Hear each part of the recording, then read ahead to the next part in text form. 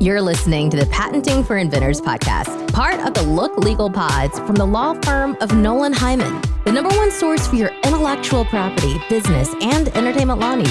Now here's your host, registered patent attorney, Adam Diament. Hello and welcome to the Patenting for Inventors podcast. My name is Adam Diament, a registered patent attorney and partner at the law firm of Nolan Hyman in Los Angeles, California. This is episode 152. Can a fancy leg stand on its own as a trademark? The recent case of Kason. In the glamorous world of intellectual property, where patents, trademarks, and obscure definitions collide, there comes a moment, every so often, where something unexpected takes center stage. This time, it wasn't a tech breakthrough or a fashion logo, it was a metal leg. Yes, a leg, a shiny two-part cylindrical support leg for restaurant equipment. And not just any leg, a Kason Industries leg, which dared to dream big and asked the U.S. government, can I be a trademark? Spoiler alert, the government said no, but the reason why is actually a great crash course in the weird world of design law. Let's start with the basics. If you want to protect how your product looks, you have two options. Get a design patent or register it as a trademark, also called trade dress when it involves product shape. Now you may think, cool, same thing, right? Wrong. These two legal tools look similar. They even use the same words like functional and ornamental, but they mean very different things. Kason Industries designed a telescoping leg for commercial kitchen equipment. One part slides into another, adjusts the height, and keeps bugs from moving in. They'd already gotten a design patent, which means yay, it looks cool, and a utility patent, yay, it works cool. And now they want to register the shape of the leg as a trademark. The Trademark Trial and Appeal Board, TTAB, a group of very serious people who spend their days judging what can and can't be a brand, looked at Kason's leg and asked a simple question. Is this thing functional? Now here's where the rubber or metal leg meets the road. In design patent law, a design is considered functional if it's dictated by function. In other words, if the product has to look a certain way in order for it to work.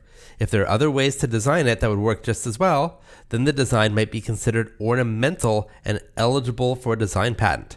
In trademark law, the test is broader. A functional feature is if it's 1, essential to the use or purpose of the product, or 2, affects the cost or quality of the product. Even if there are alternative designs out there, a feature can still be functional for trademark purposes if giving one company exclusive rights to it would put competitors at a disadvantage. That's a stricter test, and that's what sunk Kason's ship. Essentially, it's harder to get three-dimensional products protected under trademark or trade dress law because the definition of functional is broader. In Kason's case, TTAB said, look, your leg is great, but it basically has to look like what you created in order for it to work. Their own utility patent described the telescoping cylindrical shape as essential for smooth height adjustment and bug prevention.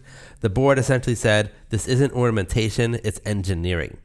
So Kason's request for a trademark fell flat. Why? Because trademark law doesn't like giving permanent monopolies on things that actually work.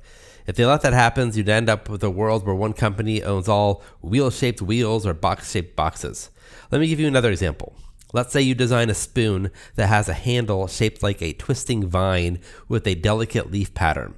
Under design patent law, this vine-shaped handle could be considered non-functional because the aesthetic flourish isn't required for the spoon to work. You can still scoop up soup whether the handle looks like a stick or a grapevine. So as long as the vine design is not dictated by function, meaning you could have made the handle look like anything else, it qualifies as ornamental and is eligible for a design patent. Now imagine that years later, you try to register that same handle design as a trademark, arguing that people now associate the vine design with your brand.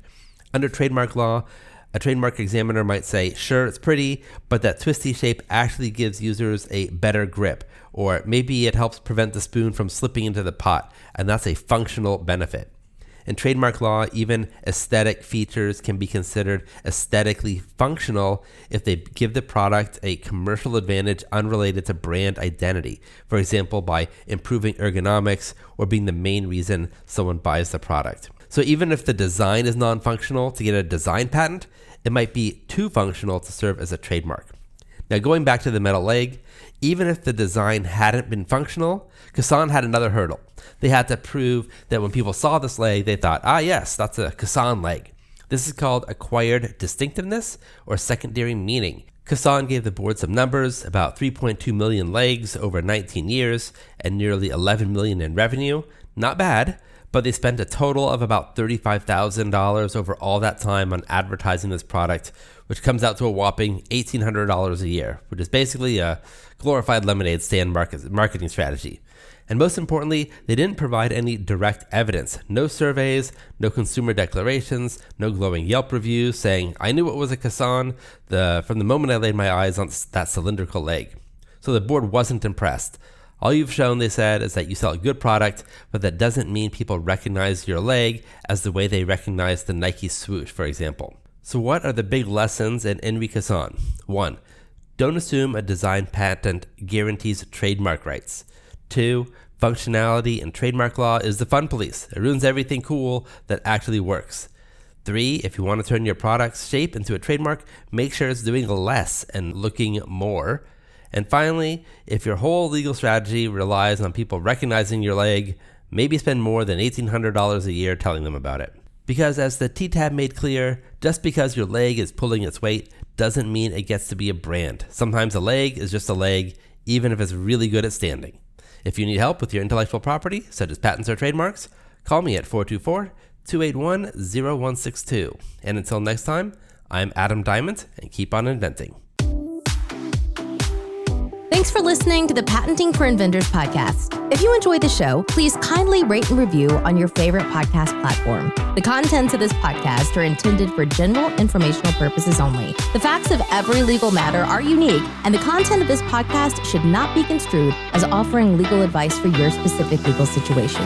For more information about how we can help with your own legal needs, check out our services at nolanhyman.com. That's NOLANHEIMANN.com. Or call Adam Diament directly at 424-281-0162. The preceding information may be considered an attorney advertisement and does not establish any attorney-client relationship.